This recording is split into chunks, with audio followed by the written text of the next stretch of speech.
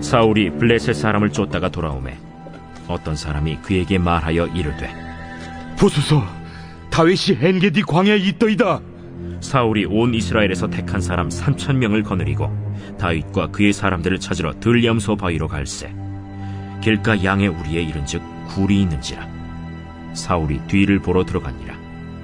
다윗과 그의 사람들이 그 굴 깊은 곳에 있더니 다윗의 사람들이 이르되, 보소서, 여호와께서 당신에게 이르시기를 내가 원수를 내 손에 넘기리니 내 생각에 좋은 대로 그에게 행하라 하시더니 이것이 그날이니이다 하니 다윗이 일어나서 사울의 겉옷자락을 가만히 베니라.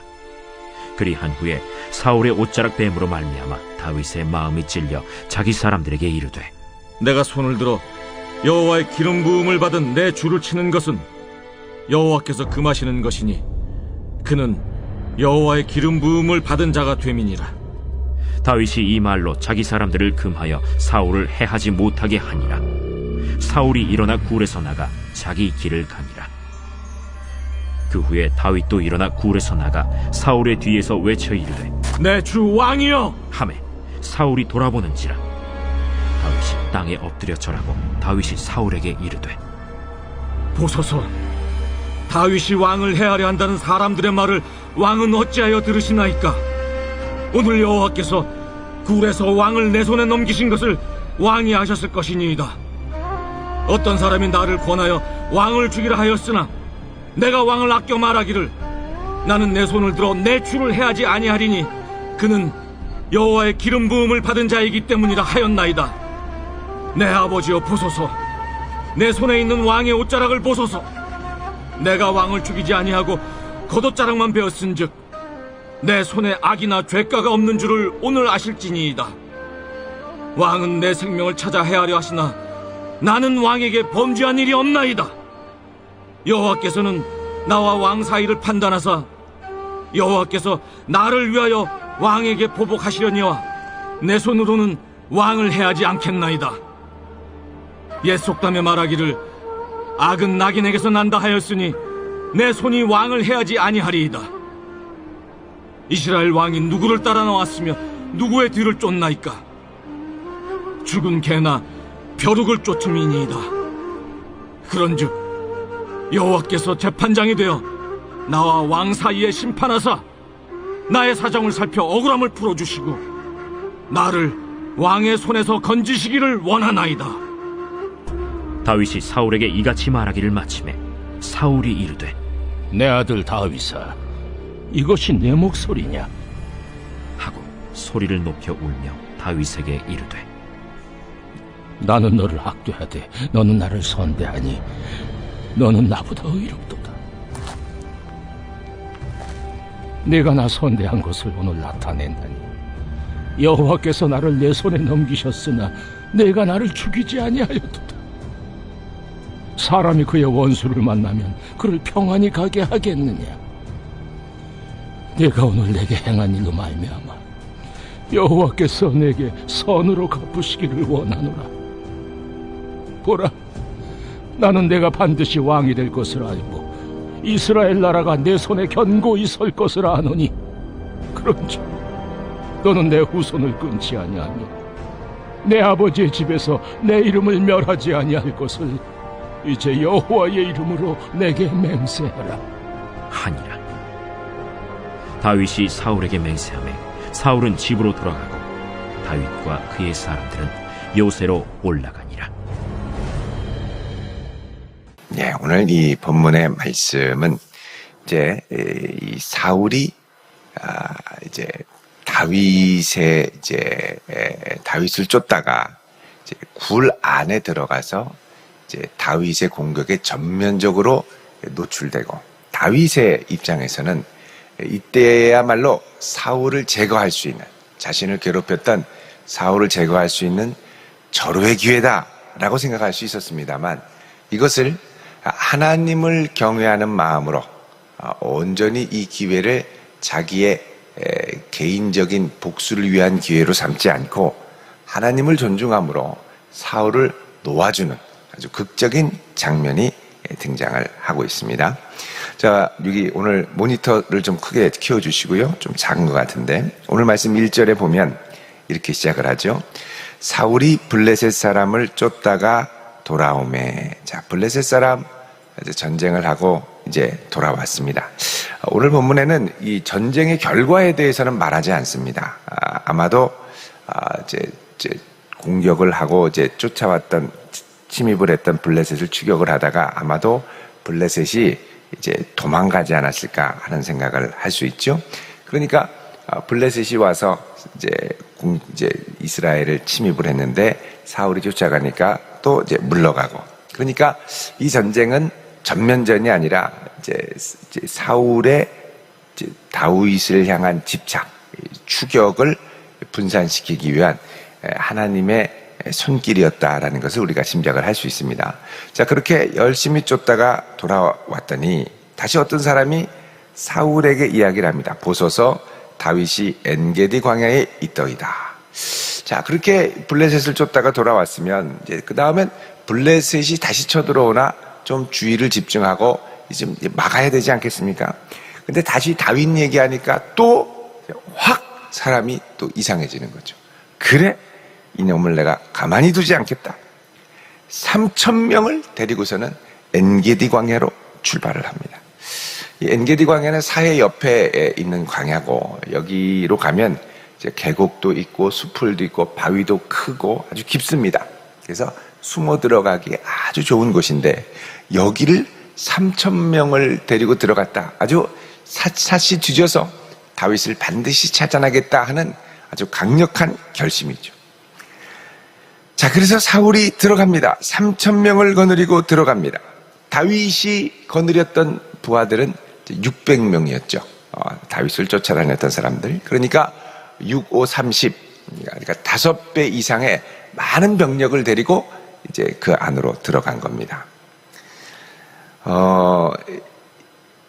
이게 사실은 이제 블레셋에 대한 방위 태세를 좀 더 정신을 차리고 이제 경비를 하고 이랬어야 되는데 사실 이 사울의 마음을 끊임없이 부추기는 주변의 요소들이 있죠. 사울도 사실 다윗에 대해서 아주 광기에 사로잡혀서 어떻게든 제거하려고 합니다만 이 주변의 사람들도 사울의 환심을 사기 위해서 계속해서 다윗에 대한 제보를 하니 이 사울이 계속해서 끌려다니는 것이죠. 사실은 그래서 좋은 이 부관이 되는 게 필요합니다. 우리가 지도자를 모시고 있고 지도자와 함께 할 때 지도자가 광적으로 집착하는 그것에 대한 것보다는 자꾸 하나님이 기뻐하시는 뜻으로 방향을 돌릴 수 있도록 도와주는 게 필요하죠.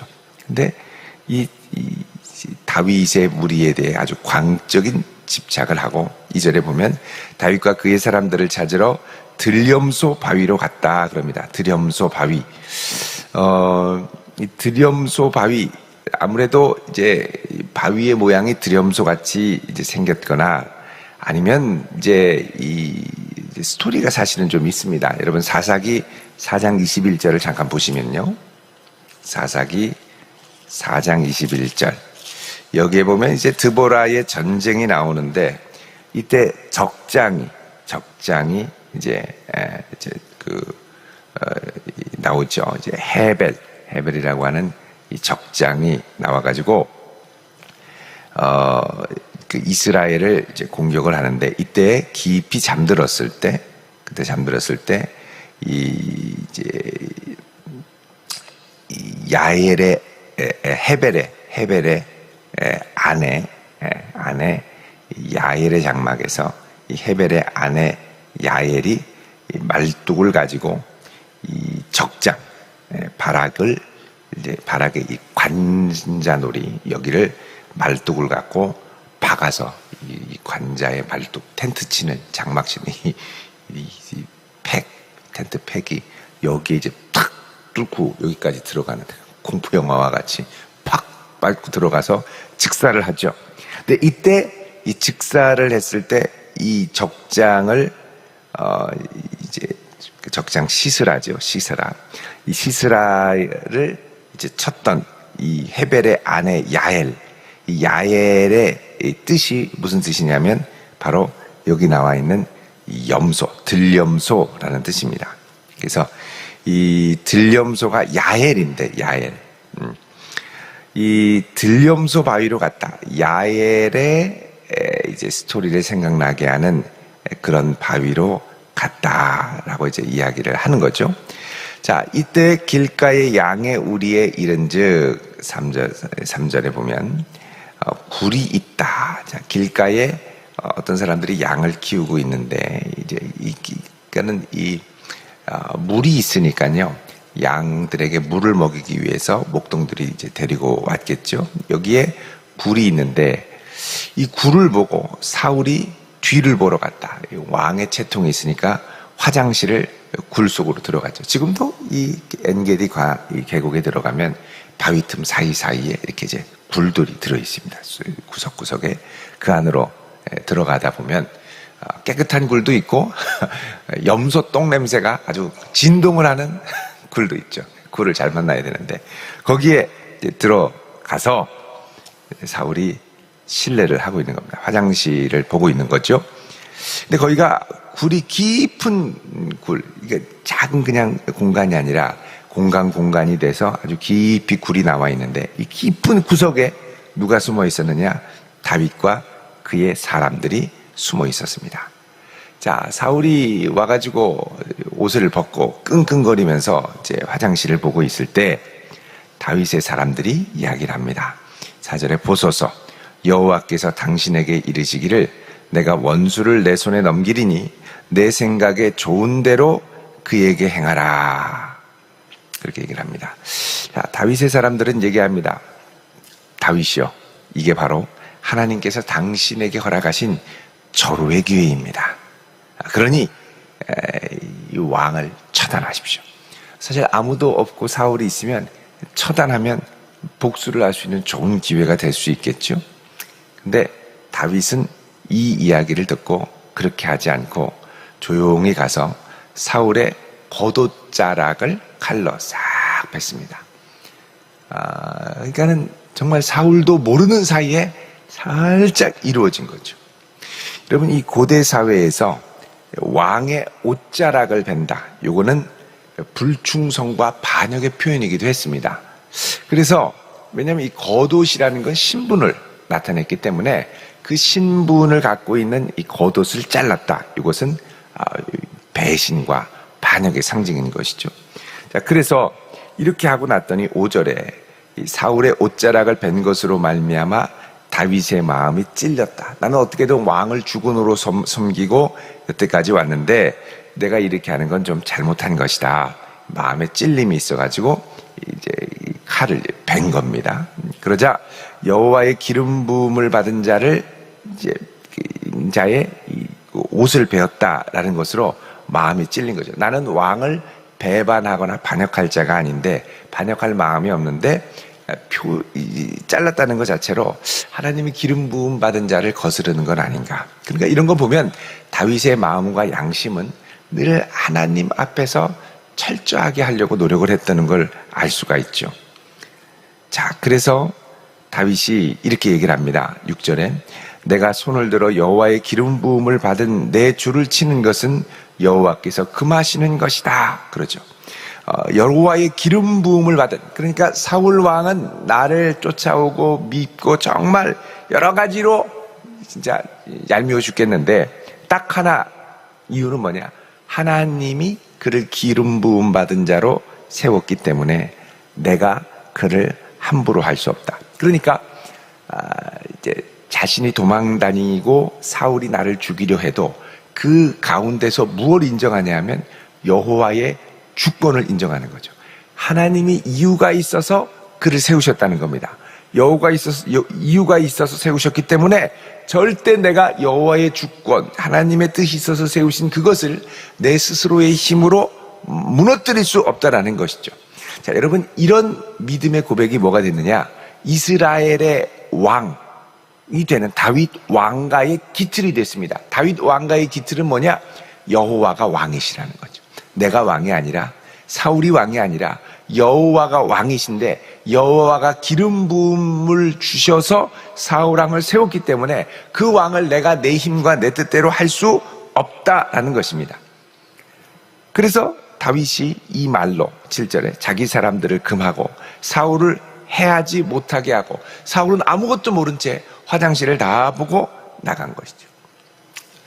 여러분, 나에게 모든 기회와 힘과 권세가 있을 때에도 하나님이 기뻐하시는 뜻이 아닐 때 과연 절제할 수 있는 힘이 있을까? 이거는 누구에게나 쉬운 일이 아닙니다. 내가 그냥 손 하나 까딱만 하면, 또 내가 오케이 하고 동의만 하면, 사인만 하면 그냥 하나님의 뜻과는 상관없이 내가 원했던 모든 것을 다 이룰 수 있다라고 할 때 과연 나는 하나님을 생각함으로 멈출 수 있는지, 하나님을 생각함으로 더 수고해야 되는데 지금 내가 사울을 제거하지 않으면 계속 쫓겨다닐 수 있는데 내가 하나님을 생각함으로 이거를 절제하고 계속 불이익을 당할 수 있는지, 이게 쉽지 않다라는 것입니다. 다윗은 하나님의 주권을 인정하고 7절에 이 말로 자기 사람들을 금하여 사울을 해하지 못하게 한다. 우리 같으면 어떻게 합니까? 에라, 나도 모르겠다. 이게 저로의 기회다. 그리고서는 그냥 싹 모른 척 할 수 있죠. 우리가 참 간사합니다. 참 간사합니다. 하나님 앞에 한다라는 생각을 깜빡하면요, 얼마든지 나 편한 대로, 얼마든지 나 중심적으로 할 수 있는 게 사람인 거죠. 끝까지 하나님 앞에서 하나님이 세우셨기 때문에 멈출 수 있는, 여러분, 왕도 내 맘대로 할 수 없고요, 자녀도 그렇습니다. 내 맘대로 쥐락펴락 할 수 없는 게 자녀입니다. 하나님이 주셨고 선물로 주셨죠. 그러면 하나님의 주권을 인정해야 됩니다. 이 자녀를 향한 하나님의 주권, 그러니까 내 마음대로 쥐락펴락하고 막 울그락불그락 할 게 아니라 하나님의 주권이 이 자녀에게 있다라는 걸 내가 보고 인정해야죠. 그거 인정하지 못하면 아이를 막 쥐어 잡습니다.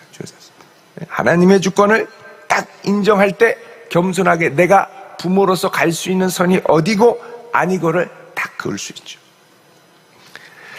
자, 이렇게 해서 사울이 나가고 다윗도 일어나서 나갔습니다. 사울이 저 한참 가니까 그때 다윗이 사울에게 부릅니다. 내 주 왕이여. 그러자 사울이 깜짝 놀라서 뒤를 봤더니 자기가 화장실을 봤던 곳에서 다윗이 나오는 거예요.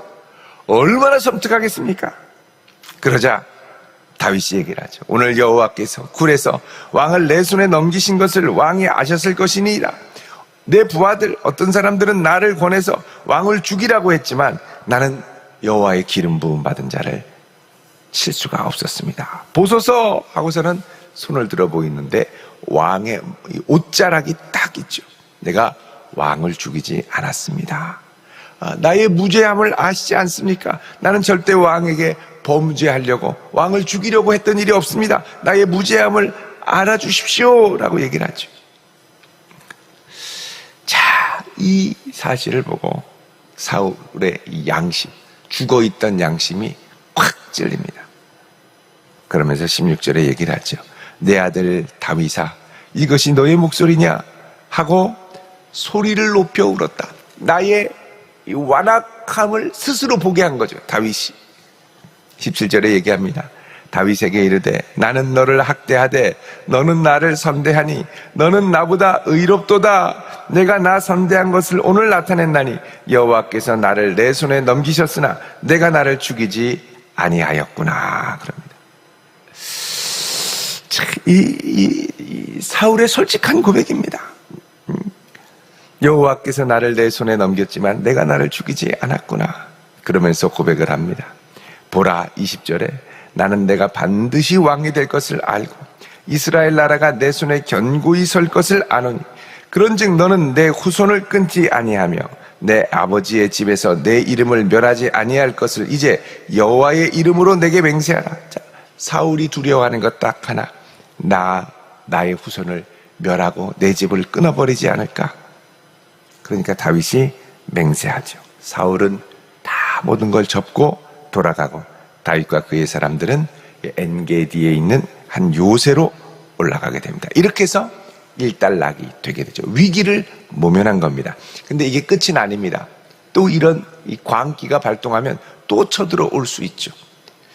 근데 다윗은 이렇게 광기가 발동해서 사울이 또 쳐들어올 때, 그때 그냥 죽여버렸어야 되는데 라고 생각할 수 있는데, 그렇게 하지 않고 끝까지 이것을 누구 앞에서?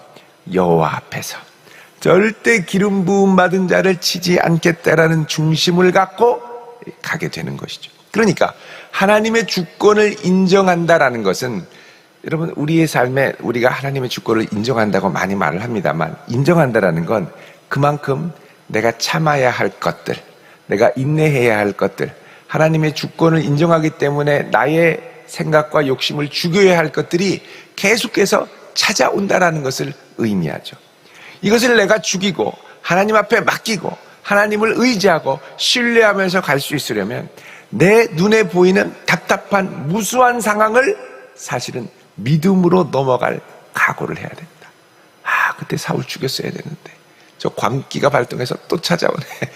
이렇게 될 수 있다니까요. 그러니까 내가 그때 내 손으로 끝장을 내거나 결단을 냈으면 좋은데, 그렇게 하지 않은 것은 아직 내가 물러서 그런 게 아니라 하나님의 인자하심이 그의 인생에 함께하기 때문에 그렇습니다. 나를 통해 하나님의 인자하심을 보여주기 원하신 것이고, 하나님이 아직 그를 놓지 않았기 때문에 내가 놓지 않은 것입니다. 그래서 끝까지 하나님이 붙들어 주실 때까지 내가 가는 것이고, 만약에 하나님이 끝까지 붙들어 주실 거면 반드시 붙들어서 돌이키게 하실 것이요, 만약에 하나님이 손을 놓을 거면 언젠가 반드시 놓게 된다는 겁니다. 그거를 내가 먼저 나서서 왜 내 손으로 칼을 자르려고 하는 거예요. 우리는 이런 경우가 많습니다. 그냥 내가 끝내버려야겠다. 내가 확 전화해버리고, 내가 가서 확 찔러버리고, 내가 가서 직접 얘기해버리고, 그러면 시원하고 상황 종료 끝 될 것 같죠? 절대 안 끝납니다. 내가 끝낸다고 끝내지는 게 아니에요. 여러분, 사울이 그렇게 됐으면, 만약에 다윗이 이때 끝냈으면 다윗이 절대 왕이 되지 못합니다. 이스라엘 이 사울 주변에 베냐민 지파도 그렇고 광기가 발동해서요, 다윗은 진짜 왕을 죽인 완전히 이 배역자가 되는 거죠. 그래서 하나님이 기름 부으신 사람을, 하나님이 내게 주신 사람을 내가 내 손으로 쥐락펴락 할 수 있을 것 같을 때조차라도 하나님의 주권을 인정할 수 있는 게 믿음인 줄 여러분 받아들이시길 바랍니다. 이게 내 손으로 쥐락펴락해서 그냥 확 밟아버리고 확 찔러버리고 그러면 그게 상황이 절대 그렇게 종료가 안 된다니까요. 하나님 앞에서 내가 끝까지 인내하고 신뢰하면서 하나님의 역사를 인정하며 나아가는 것, 그래야 뭘 보느냐, 이 도저히 바뀔 것 같지 않고 이 힘든 이 사울을 통해서도 역사하시는 하나님의 손길을 보게 된다는 것입니다. 그래서 여러분, 우리가 하나님의 손길을 볼 때 많은 인내와 하나님을 향한 전폭적인 신뢰, 내 속이 부글부글 끓는데도 상황이 종료되지 않은 것은 하나님의 인자하심이 크기 때문인 줄 믿으시기 바랍니다. 여러분, 이스라엘 중에 최고 악독한 왕이 므낫세 왕입니다. 저 악독한 인생을 보면 빨리 끝내버리셔야 되잖아요, 하나님이. 근데 제일 오래 살아요. 저도 속으로는 가끔씩 많은 이 청년들이나 이단 교주들 영생한다고 믿고 이 시대의 구세주로 믿고 하니까 답답해 죽겠어. 빨리 죽으면 좋겠다. 왜 안 죽나? 교주가 죽는 것만이 사는 길이다. 근데 안 죽어요. 장수합니다. 장수하니까 뭐라 그러냐, 저 봐라, 90세 넘은 할아버지가 안 죽으니까 이제 영생하지 않겠냐. 무슨 영생입니까? 곧 돌아가시는데. 그런데 오래 산단 말이죠. 아유, 하나님 왜 이렇게 오래 살게 하십니까? 근데 므낫세 왕을 보면 솔로몬보다 오래 살아요. 더 잘나고 똑똑한 것도 아닌데 악랄하고 정말 타락하고 지 멋대로 사는데 55년을 살게 하나님이 그냥 두세요. 55년을 통치하게. 아우, 하나님 너무 깁니다. 근데 하나님의 마음으로는 어떻게든 또 돌아와라. 이렇게 악하게 살다가 나중에 하나님 앞에 설 때 어떻게 하려고 그러니? 돌아와라. 악인에게 더 오래 살게 하시는 걸 보면 하나님이 자비로우신 분은 틀림없습니다. 근데 그때 우리는 이제 다급하잖아요. 아우, 너 같은 게 오래 사는 걸 내가 볼 수가 없다. 자객단을 탁 해가지고 머리 끊고 가가지고 막 찔러버리면 안 된다는 것이죠. 여러분, 다윗은 자기 힘으로 골리앗을 무너뜨렸던 사람입니다. 골리앗을 물론 하나님이 도와주셨지만 용맹이 있었던 사람이고 블레셋의 적진에 들어가서 포피 200개를 배워왔던 사람입니다. 마음 먹으면 사울 이 굴에서 제거하는 거 그냥 단순간에 해버릴 수 있죠. 내게 힘이 있는 것 같더라도 이 힘도 하나님의 손에 맡길 수 있는 믿음. 이 믿음까지 가기가 쉽지 않습니다. 그러나 내 인생의 주권은 주께 있음을 고백하며 내어 맡길 수 있는 데까지 나아가는 신실한 믿음의 성도 될 수 있기를 주의 이름으로 축원드립니다. 기도하겠습니다. 거룩하신 아버지 하나님, 자기를 죽이려고 쫓아왔던 사울 왕을 마음만 먹으면 제거할 수 있었던 다윗이 하나님이 기름 부음 받은 자임을 인정하며 절대 스스로의 충동과 분노로 혈기로 사울을 처단하지 않고 이것조차 하나님의 심판에 맡기며 자신의 무죄함을 증명했던 그 모습 가운데 저희들도 하나님의 주권을 인정하며 인내하며 하나님의 뜻이 이루어지기를 소망하오니 주여 오셔서 붙드시고 역사하셔서 주의 뜻을 발견하고 기쁘게 순종할 수 있는 마음까지를 더하여 주옵시고 내 힘과 내게 있는 능력을 온전히 주의 영광을 위해 쓰게 하시고 내 혈기를 위하여 사용하지 않도록 주여 나의 마음과 중심을 다스려 주시옵소서. 예수님의 이름으로 기도하옵나이다. 아멘.